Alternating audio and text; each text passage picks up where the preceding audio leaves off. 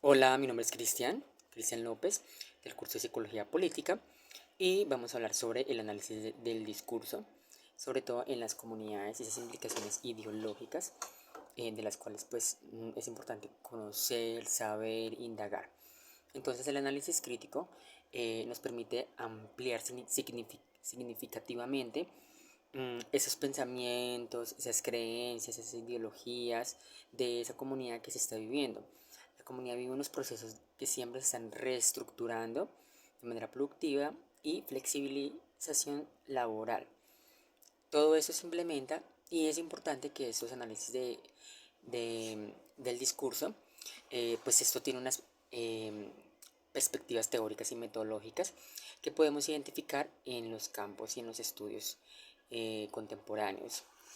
Mm, el análisis del discurso nos habla mucho de ese contexto histórico, de lo político, lo social, de esas realidades que se viven, ¿no? Esas realidades que son subjetivas desde la perspectiva, desde la mirada que se tiene desde el discurso. Y esto nos genera una historia. Conocer la historia es súper importante de esa comunidad, de ese individuo, ya que nos genera nuevos significados, nuevas creencias, nuevos pensamientos y de tal forma que se pueda visibilizar esas historias, ¿no? Esa comunidad para poderla reconocer. El análisis del discurso como tal nos ayuda a esas estructuras sociales eh, y contribuye activamente a la construcción y el sostenimiento de la transformación.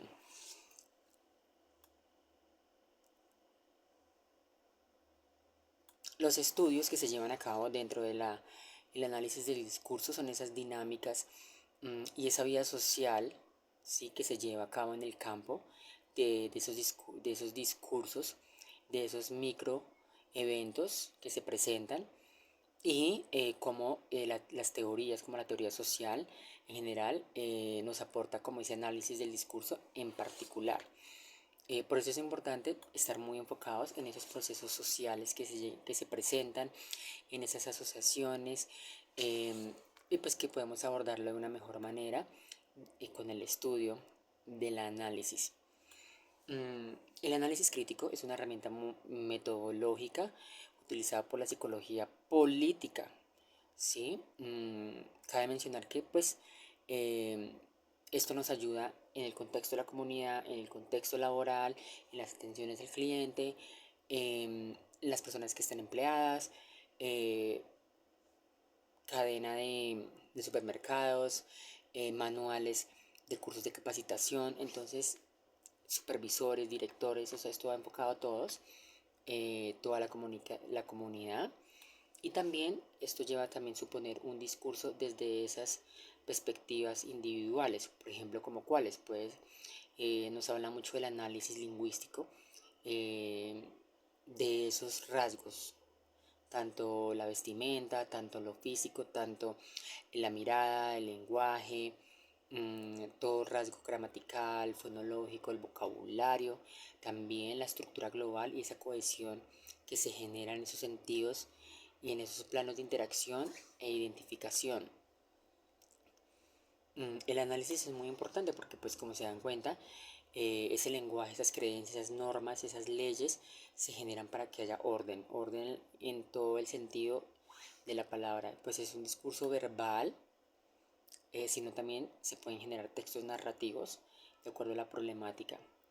¿Qué se permite? Pues se permite analizar esos lenguajes, el poder y el mecanismo de control social de manera adecuada, ¿sí? Generando siempre un pensamiento crítico frente a los problemas que se generan en la comunidad, políticos, sociales, psicosociales, y saber esos mecanismos de resistencia que suponen las personas, la comunidad.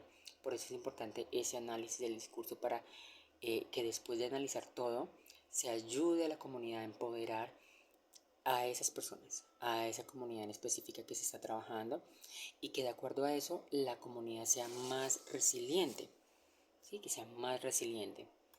¿Qué se nos propone? Se nos propone definir un discurso como el lenguaje de forma práctica social y en esos contextos o escritos donde operan dentro de una práctica sociocultural.